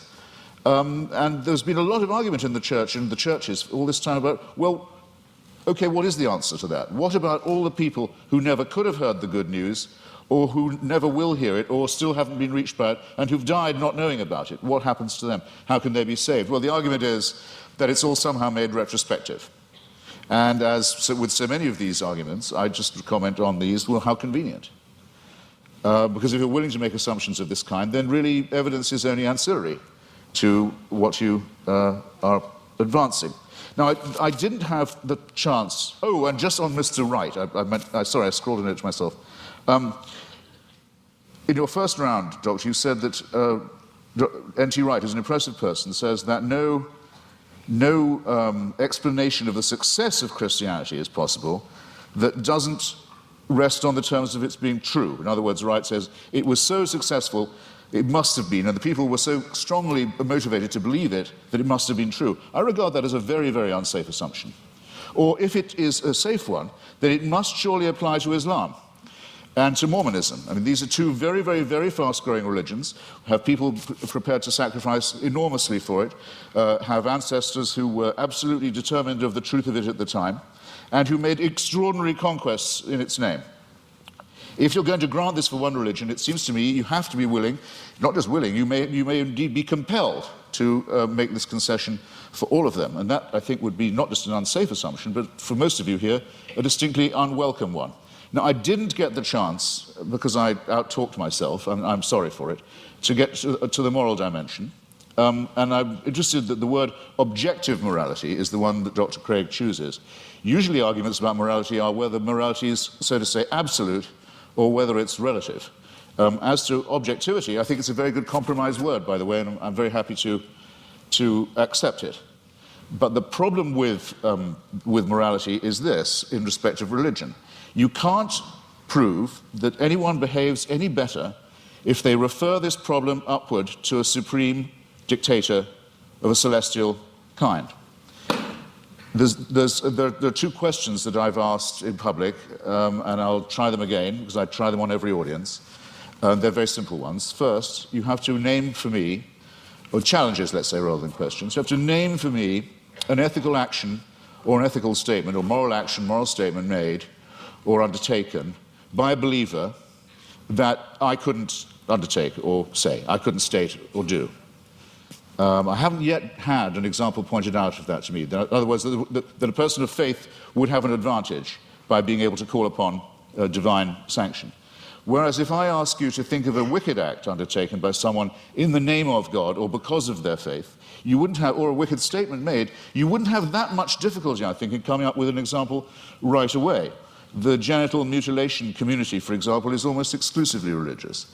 The suicide bombing community is almost exclusively religious. There are injunctions for genocide in the Old Testament. There are injunctions and warrants for slavery and racism in the Old Testament too. There's simply no way of deriving morality and ethics from the supernatural.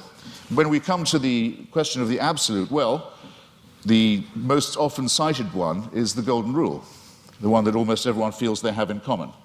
The injunction not to do to others as you wouldn't want them to do to you. This doesn't, in fact, come from the Sermon on the Mount or from Christianity, or it doesn't originate with it. It's certainly adumbrated by Rabbi Hillel, a Babylonian rabbi, and it's to be found in the Analects of Confucius too. But it has, since we're talking about objective, relative, and absolute, a crucial weakness in it, unfortunately. We'd like to be able to follow it, but it's only really as good as the person who's uttering it. In other words, if I say, I won't treat you as I don't want you to treat me, what am I to do when confronted with Charles Manson? I want him treated in a way that I wouldn't want to be treated myself. Anything else would surely be completely relativistic. So the argument isn't at all advanced by saying that I couldn't know any of this.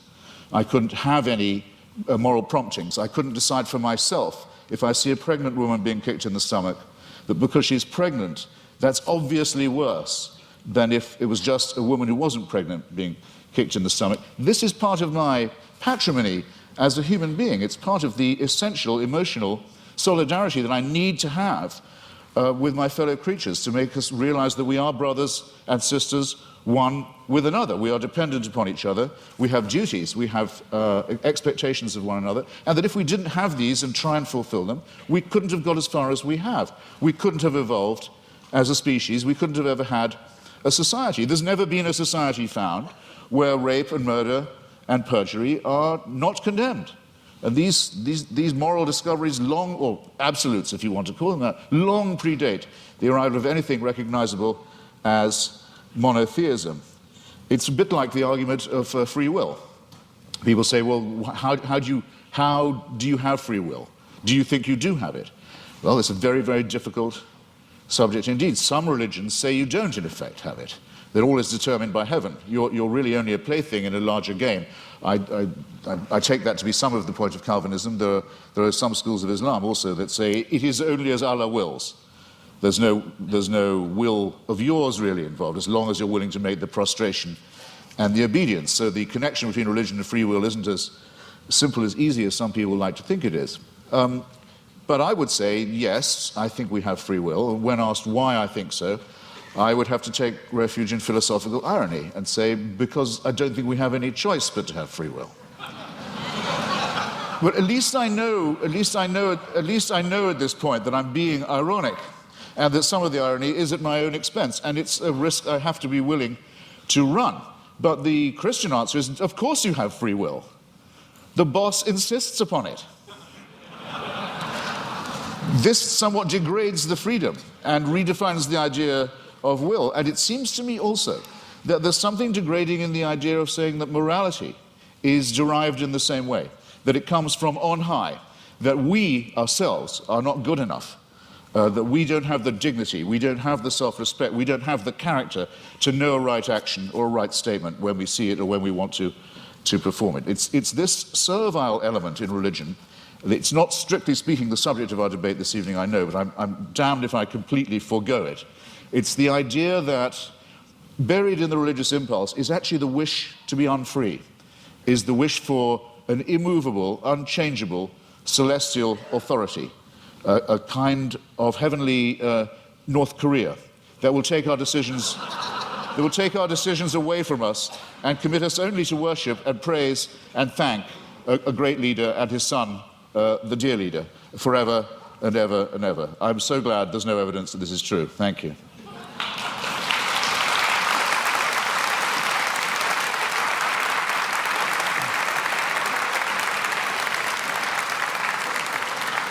We now enter the period of cross-examination, which trial-like allows the questioner to pose and the answer only to answer and not to repeat the question or to dodge. 6 minutes of questions begin to Dr. Craig, followed by 6 minutes of questions to Mr. Hitchens. Dr. Craig, your questions for Mr. Hitchens. All right, let's talk first about whether there are any good arguments to think that atheism is true. Now, it seems to me that you're rather ambivalent here, that you say, you redefine atheism to mean a sort of atheism or non-theism. That's what it means. But how do you distinguish then the different varieties of non-theism? For example, what is normally called atheism, agnosticism, or the view of verificationists that the statement God exists is simply meaningless? Well, I mean, there are different schools of atheism, as you say, but there's no claim I know how to make that says atheism is true, because atheism is the statement that a certain proposition isn't true. So I wish you'd get this bit right, because it's there you go again. Well, I just devoted a little time to this. I said it is not in itself a belief or a system. It simply says you can get by better, probably, we think, without the assumption that no one who wants you to worship a God has ever been able to come up with a good enough reason to make you do it. Now, so the point is, though, that on your definition of atheism or non-theism, it really embodies a diversity of views, such as agnosticism, what is normally called atheism, or this verificationism. Now, which of those do you hold to within this umbrella of atheism? Are you an atheist who asserts the proposition God does not exist, or do you simply withhold belief in God in the way the agnostic does? Right. On some days, I'm a greater. No, I'm not going to do you that much of a favor. On some days, I'm a great admirer of Thomas Huxley, who had the great debate with Bishop Wilberforce in Oxford at the Natural History Museum about Darwinism in the mid 19th century, and who was known as Darwin's bulldog. We would now say Darwin's pit bull, and who completely trounced the good bishop. But I can't thank him for inventing the term agnostic. And I can't thank him for some of his social Darwinist positions either, some of which are rather unattractive. Now, I need an answer to this. My time is fleeting. Because I think agnosticism is evasive. To me, yes, if you talk about the power of the Holy Spirit and so forth, to me, that is meaningless. It's to me, I'm sorry, I've tried. It's white noise. It's like saying there is only one God and Allah is his messenger. It's gibberish to me. There are many of us, I'm sorry, there are just many of us of whom this is the case. It may be true, it is true. Okay, Mr. Hitchens, I got to press you here again because time is fleeting. Feel free. What is your view exactly? Press away. Do you affirm God does not exist, or do you simply withhold belief? I think once I have said that I've never seen any persuasive evidence for the existence of something, and I've made real attempts to study the evidence presented and the arguments presented, that I will go as far as to say, have the nerve to say, that it does not therefore exist, except in the minds of its, except in the Henry Jamesian subjective sense that you say of it being so real to some people in their own minds that it counts as a force in the world. Yes. Okay, so you do affirm then that God does not exist. Now, what I want to know, and do you have any justification for that? I think I've come unwired in some horrible way. You're fine. Are you sure? Do you have any arguments leading to the conclusion that God does not exist? Well, I would rather. I think I'm wondering if I'm boring anybody now. I would rather say. I'd rather state it in reverse and say I find all the arguments in favor to be fallacious or unconvincing. And I'd have to add that though this isn't my reason for not believing in it, that I would be very depressed if it was true. But that's a quite different thing. I don't say of atheism that it's at all morally superior. That would be very risky. I wouldn't admit that it was at all morally inferior either, but we can at least be acquitted on the charge of wishful thinking. I wonder if that's the case. Would you agree that the absence of evidence is not evidence of absence? Well, I'm not sure that I would agree. Okay. Let's turn to the moral argument and talk about that a little bit. I think you've misunderstood the moral argument. Given the stakes, Doctor, given the stakes, we're not talking about unicorns or tooth fairies or leprechauns here. We're talking about an authority that would give other human beings the right to tell me what to do in the name of God. So for a claim like that, if there's no evidence for it, it seems to me a very not a small question No, it's certainly not a small question. But Because you're I making a wonder if that very, means- very, very large claim. Your evidence had better be absolutely magnificent, it seems to me. And it's the lack of magnificence, I think, that began to strike me first. One final question, Doctor. Okay, well, let's go to the moral argument. It seems to me there that you've misunderstood the argument in that we're looking for an objective foundation for the moral values and duties that we both, I think, want to affirm. It's not a matter of whether or not we can know what is right and wrong, or that we need God to tell us what is right and wrong. It's rather that we need to have some sort of an objective foundation for right and wrong. Wouldn't you agree on your view? It's simply the sociobiological spin-offs of the evolutionary process, and that therefore these do not provide any sort of objective foundation for moral values and duties. That could be true, yes. That Okay. could well be true. Yeah, I don't want to be too much of a reductionist, but it's entirely possible that it is purely evolutionary and functional. One wants to think that there's a bit more to one's love for the fellow creature than that.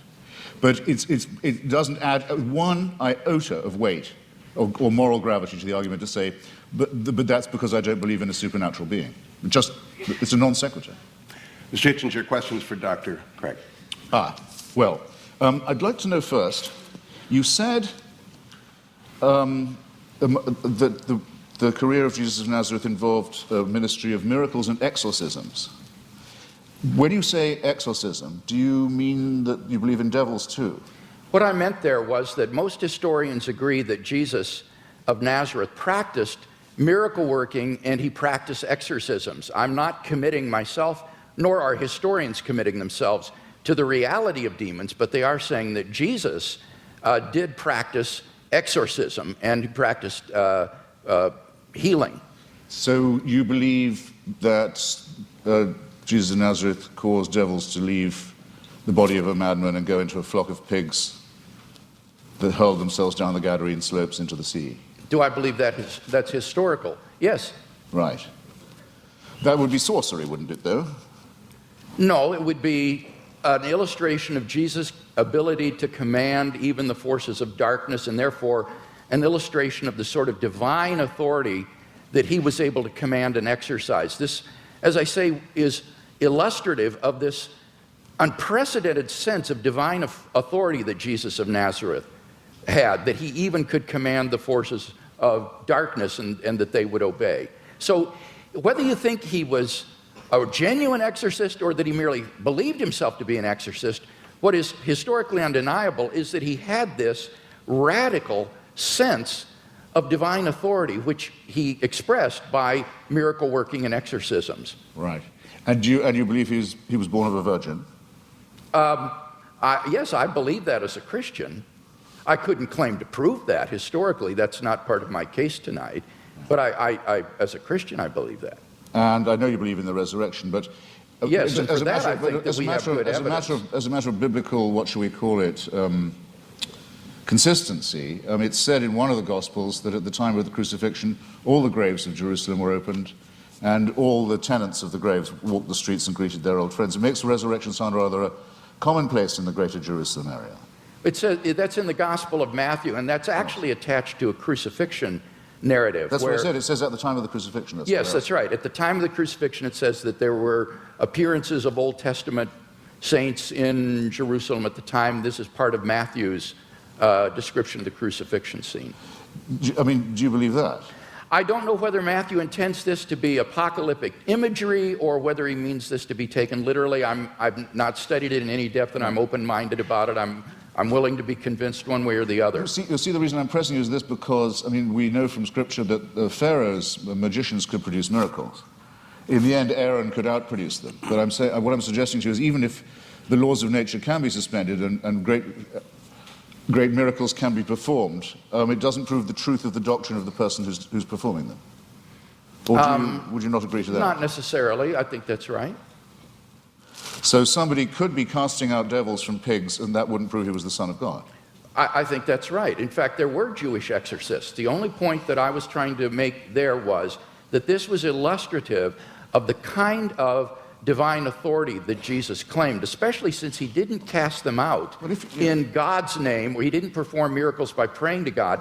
He would do them in his own authority, so that Jesus exercised an authority that was simply unheard of at that time, and for which he was eventually crucified because it was thought to be blasphemous. Well, it was thought to be blasphemous to claim to be the Messiah, to be exact. I mean, the people who got the closest look at him, the Jewish Sanhedrin, thought that his claims were not genuine. So remember, if you're resting anything on eyewitnesses, the ones who we definitely know were there thought he was bogus. But, okay, I think I've got a rough idea, assuming you make that assumption of his pre-existing divinity, that it's a presuppositionalist case, I can see what you're driving at. Well, no, I'm not I've got a another question. No, I've got another question for you, which is this. How many religions in the world do you believe to be false? I don't know how many religions in the world there are, so I Well, can't could you answer. name... Right. Fair enough. I'll see if I can't narrow that down. That was a clumsily asked question, I admit. Do you regard any of the world's religions to be false? Excuse me? Do you regard any of the world's religions to be false preaching? Yes, I think, yeah, certainly. Would you name one then? Islam. Right, that's quite a lot. Pardon me? That's quite a lot. Yes. Do you think it's moral to preach false religion? No. So religion is responsible for quite a lot of wickedness in the world right there. Certainly. Right. I'd be happy to concede that. I would agree with that. So if I was a baby being born in Saudi Arabia today, would you rather I was me or a Wahhabi Muslim? Would I be? Rather be what? Would you rather it was me? It was an atheist baby or a Wahhabi baby?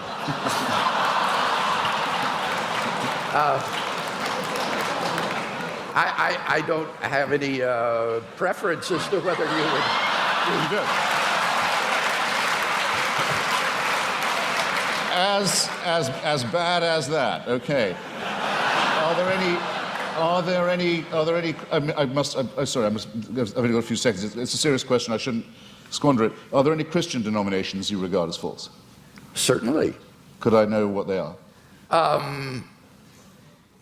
Well, I'm not a Calvinist, for example. I think that certain tenets of Reformed theology are incorrect. I would be more in the Wesleyan camp myself. But these are differences among brethren. These are not differences on which we need to put one another in some sort of a cage. So within the Christian camp, there's a large diversity of perspectives. I'm sure there are views that I hold that are probably false. But I'm trying my best to get my theology straight, trying to do the best job, but I think all of us would recognize that none of us agree on every point of Christian doctrine, on every dot and tittle. Before Mr. Hitchens succeeds in launching another series of religious wars among Christians, let's get to the responses. 7 minutes are each. Dr. Craig, it is your 7 minutes. Okay.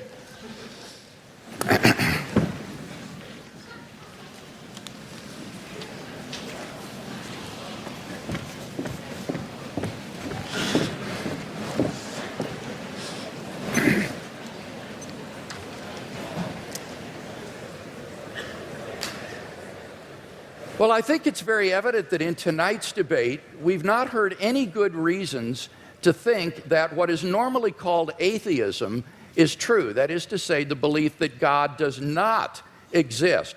Mr. Hitchens withholds belief in God, but he's unable to give us any argument to think that God does not exist, which is what is called positive atheism. Now, he does mention that the human species has been here for 100,000 years, but I've already responded to that. What's crucial there is not the number of years, it's the population. And only 2% of the population of the earth has existed before Christ.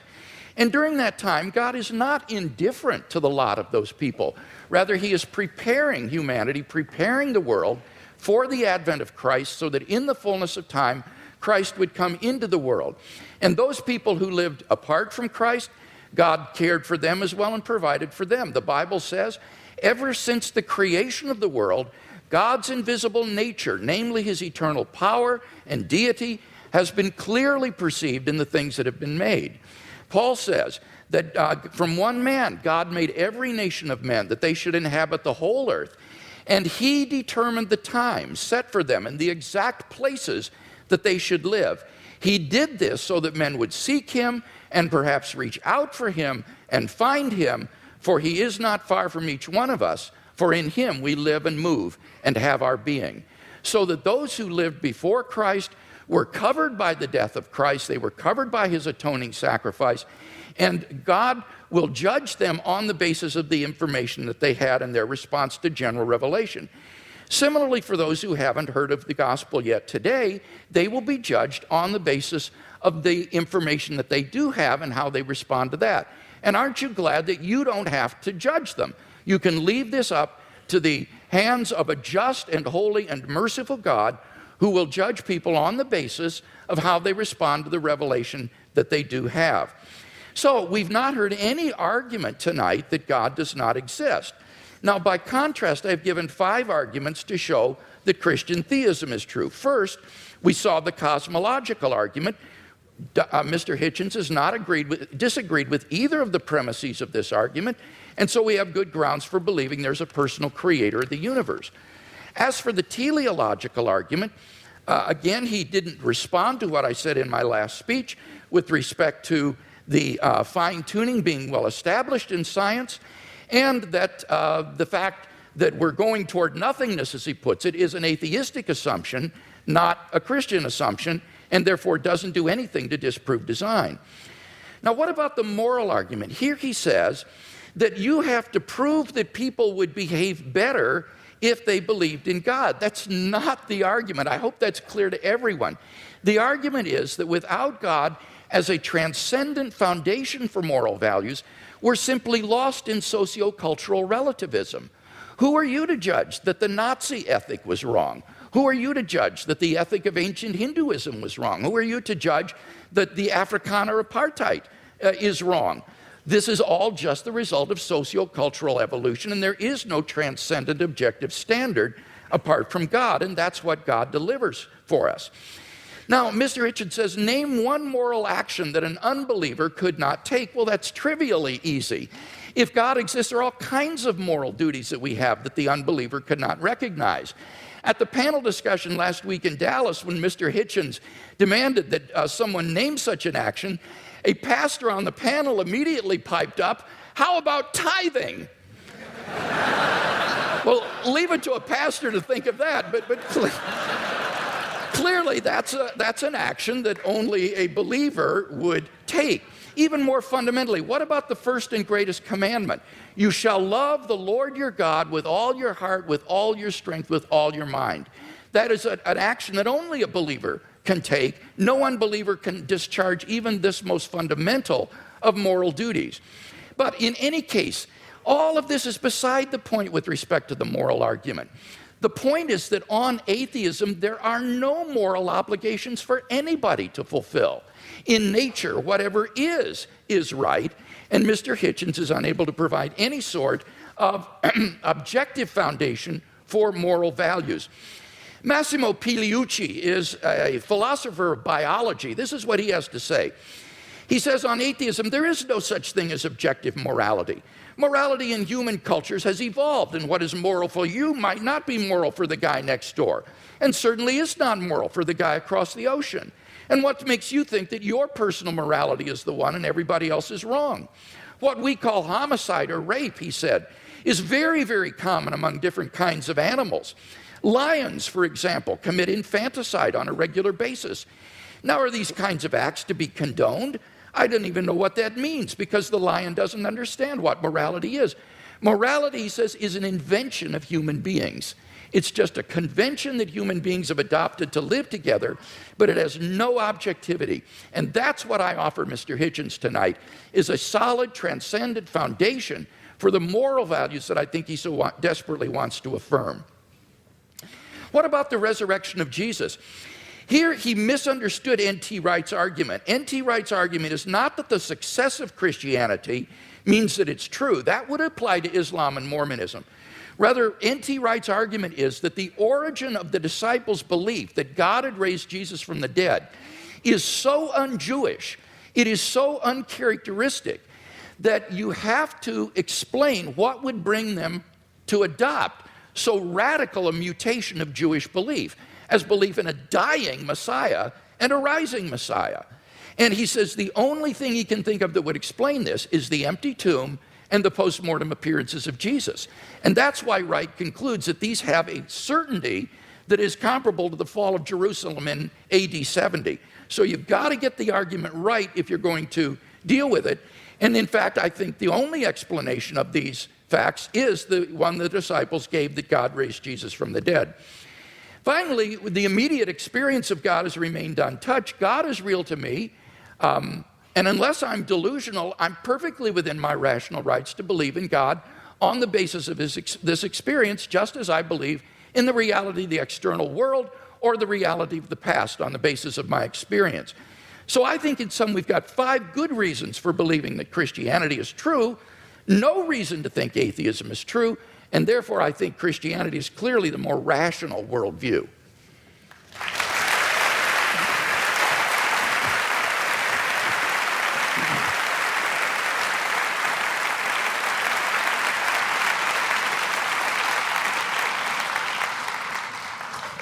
I think it's, you'll correct me if I'm wrong, it's Tertullian, isn't it, who says something like, it's variously translated, credo quia absurdum, that the very improbability of the thing, the very unlikelihood of it, the unlikelihood that anyone would fabricate such a thing, for example, that a Jew could be brought to believe something so extraordinary, is testimony to its truth. I'm sure there can't be anyone who doesn't think that's a little too easy, a little too facile. I myself, for example, have followed the career of a woman known vulgarly in the media as Mother Teresa, an Albanian named Agnes Bojashu, a Catholic fanatic operating in the greater Calcutta area. And I watched every stage of her career as a candidate for, and then the recipient of, beatification and shortly canonization. The canonization will require, and as the Vatican demands, the attestation of a miracle performed by her posthumous intercession. And the miracle's already been announced. A woman in Bengal, fortunately already a devout Catholic, by pressing a medal of Mother Teresa to her stomach, made a tumor go away, or so she says. All the witnesses to this have since recanted. All the doctors have given a much better explanation of how she was cured, of the swelling and the growth and what the medicines were and so forth, but they're still stuck with it.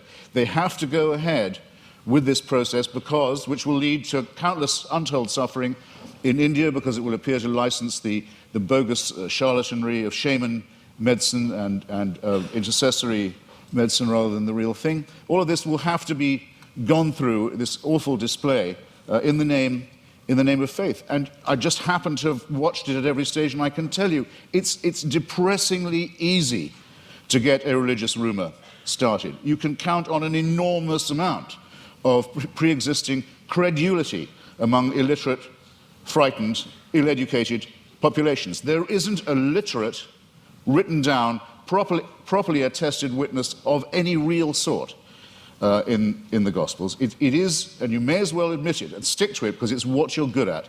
It involves an act of faith. Second, on the matter of my moral question, yes, it's true that Doug Wilson said that tithing was something I couldn't do, but then, I'm not moving the goalposts here, I don't think I'd regard giving all my money to the new St. Andrew's Church as a moral act.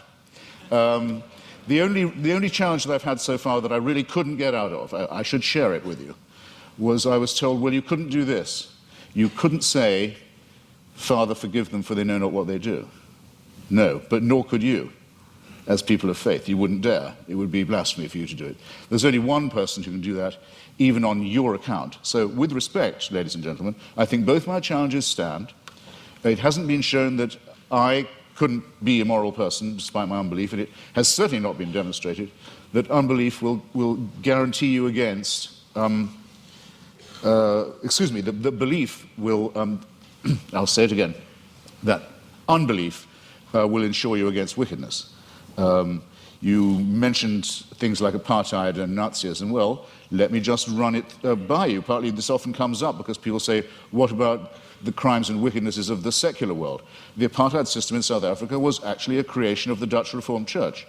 It was justified theologically as the giving of a promised land to one Christian religious tribe, in which everyone else was supposed to be hewers of wood and drawers of water. It wasn't until the Dutch Reformed Church, under pressure, agreed to drop their racist preachments of many years that the apartheid system could be dismantled. The dictatorship in Greece in 1967 to 74 was proclaimed by the Greek Orthodox Church as a Greece for Christian Greeks.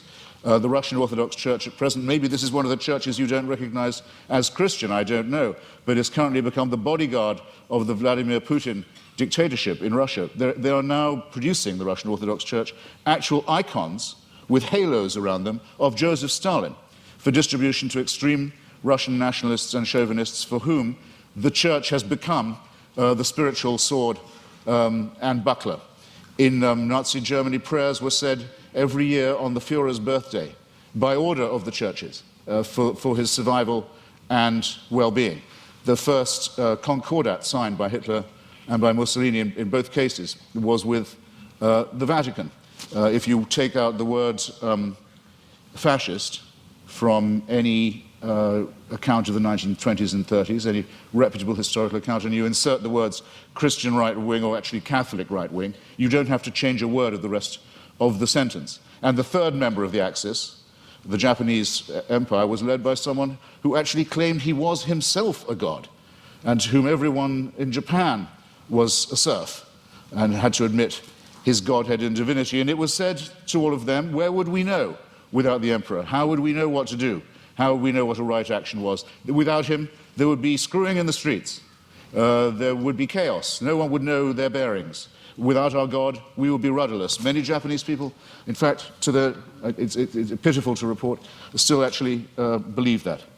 Now, I want to say, in other words, that religion is the outcome of unresolved contradictions in the material world. That if you make the assumption that it's man-made, then very few things are mysterious to you. If you make the assumption that religion is man-made, then you would know why, it would be obvious to you why, there are so many religions. When you make the assumption that it's man-made, you will understand why it is that religion has been such a disappointment to our species, that despite innumerable revivals, innumerable attempts again to preach the truth, innumerable attempts to convert the heathen, innumerable attempts to send missionaries all around the world, that the same problems remain with us, that nothing is resolved by this, that if all religions died out, or all were admitted to be false, instead of, as all believers will tell you, only some of them are false. In other words, we're faced with the preposterous proposition that religion are either all of them true, or none of them true, or only one exclusive preachment is true. And none of these seem to me coherent, and all of these seem to be the outcome of a man-made cult. Assume that all of them were discredited at the same time, all of our problems would be exactly what they are now. How do we live with one another? Where indeed do morals and ethics come from? What are our duties to one another? How shall we build the just city? How shall we practice love? How shall we deal with the baser, what Darwin called the lowly stamp of our original origins, which comes not from a pact with the devil or an original sin, but from our evolution as well. All these questions, ladies and gentlemen, would remain exactly the same. Emancipate yourself from the idea of a celestial dictatorship, and you've taken the first step to becoming free. Thank you.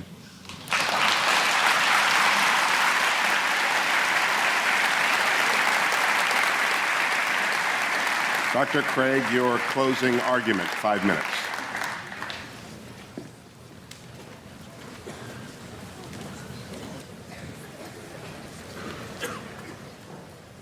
In my final speech, I'd like to try to draw together some of the threads of this debate and see if we can come to some conclusions.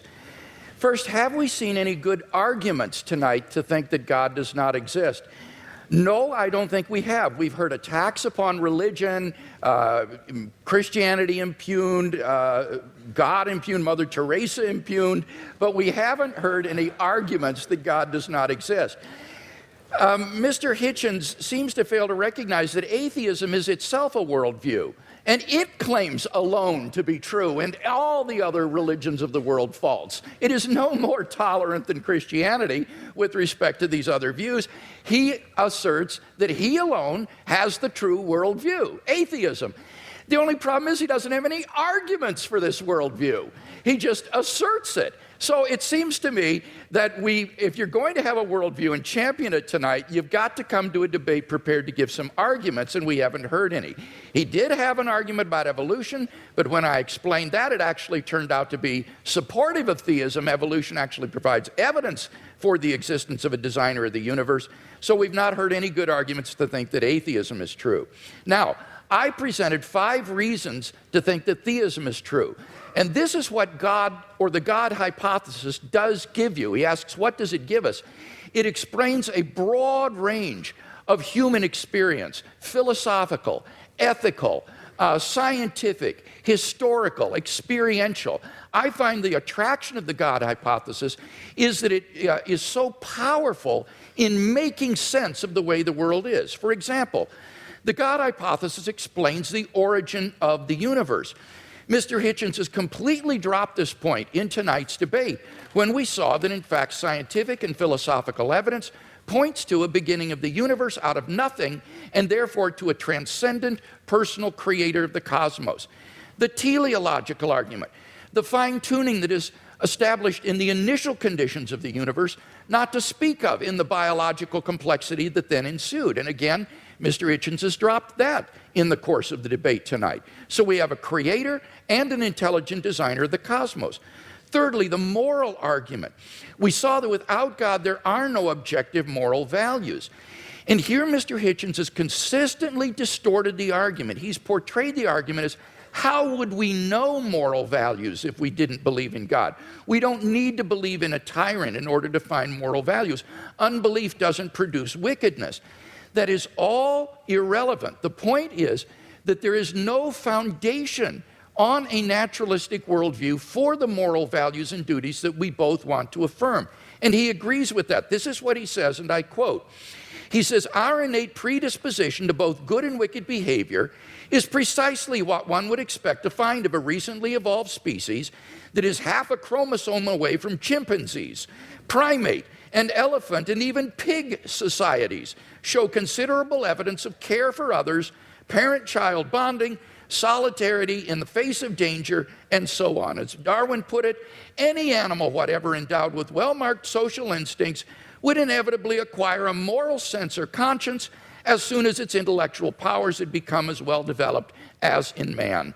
That is the sociobiological explanation of morality. The problem is that moral sense that develops in pig societies, chimpanzees, baboons, and Homo sapiens is illusory on atheism, because there are no objective moral duties or values that we have to fulfill, and that's what the theist can offer Mr. Hitchens. And so I want to invite Mr. Hitchens to think about becoming a Christian tonight.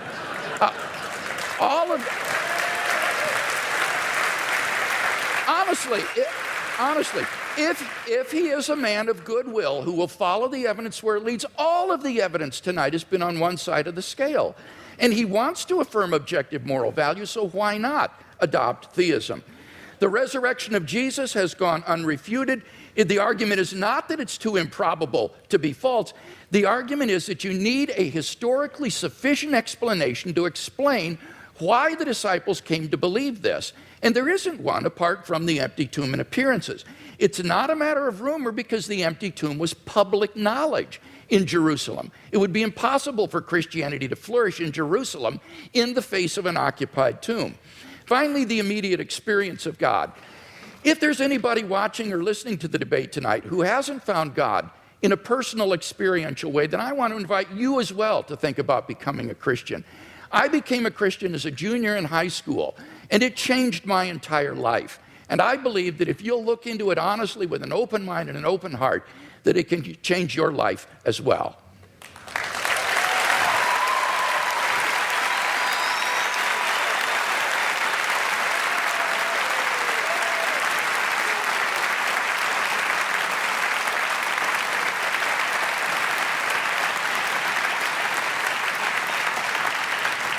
Mr. Hitchens has yielded his time, and therefore we move to questions, and we are directing those questions to students tonight. I want to repeat something Dr. Hazen said: there are stupid questions.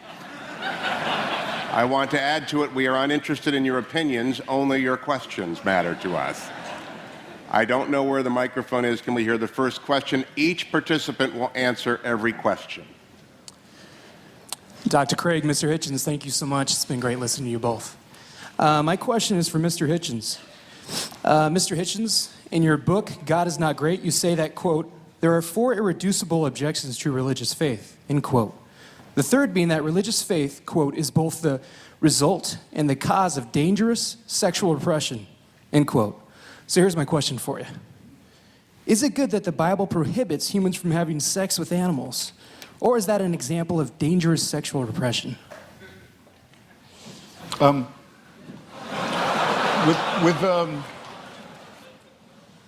The allusion I was making was not to the man-made in the ordinary sense nature of religion, that you can tell from studying some of its codes that it's humans that are inventing it. That's why so many of the injunctions in the Old Testament are, as you quite rightly say, concerned with agriculture, shall we put it delicately. But it's more that it's men-made, that it's designed to keep women in subordination. But could you answer the question? Do you think the Bible is right to prohibit humans from having sex with animals? I don't know of any good advice about having sex with animals. In favor of it, I mean to say, look, there are things that if people do, incest is one, and cannibalism is another. If you do them, you'll die out. A society that permitted it would. There were societies in New Guinea that did practice cannibalism, and there's a terrible disease that you get called kuru if you do it, and it seems to be. It's, if you like, there are some rules that are self-enforcing. That's not what when I was talking about sexual repression, I was talking about the enormous number of prohibitions on sex between men and women, and on the evident fear of female sexuality, and the superstitious dread, for example, of female menstrual blood. Things of this kind. Dr. Craig, your assessment of that question and answer. Well, I think the question illustrates that apart from God, whatever is in nature is right.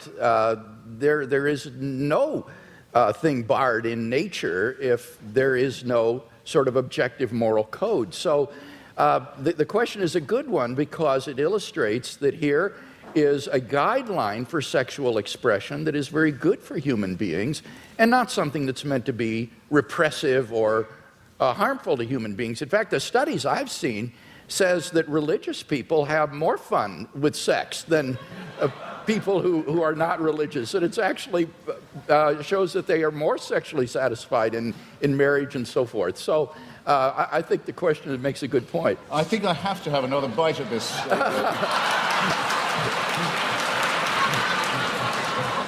This tempting cherry. You see, if it's true that, as I think it is, that nature is pretty indifferent, pretty callous, pretty random, then who is the designer? But many people say concerning the ban on homosexuality, for example, in the Old Testament, they'll say, well, homosexuality is against God's law and it's against nature's law. Well, in that case, why does nature see to it that so many people are born homosexual? Or, if you want to rephrase it, why does God have so many of his children preferring sex with their own gender? It doesn't help. It doesn't, in clarifying and elucidating this, it doesn't help to assume a supernatural authority. Whereas, if you look at the reasons given by Maimonides and the other sages for the practice of circumcision, it is precisely to dull and to blunt the sensation of an organ which I don't think even, well, I'll leave it there. Our next question. No, but it's explicitly designed, in other words, to reduce sexual pleasure, make it more of a painful duty than a celebration. Well, you asked for it. I don't want to misrepresent myself. I was a student here and graduated.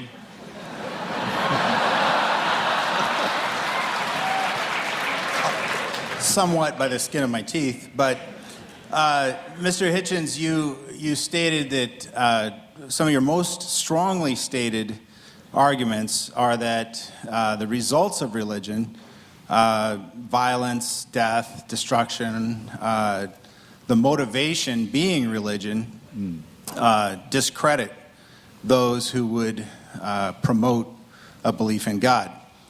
However, I think there's an imbalance there in that the nuclear bomb was created by physicists, and is the most demonstrable violence perpetrated on mankind. So I wonder how you respond to that. Well, physics isn't an ideology. Physics isn't a belief system. It's a science. Well, I think that would be subjective. I mean, you could, any more than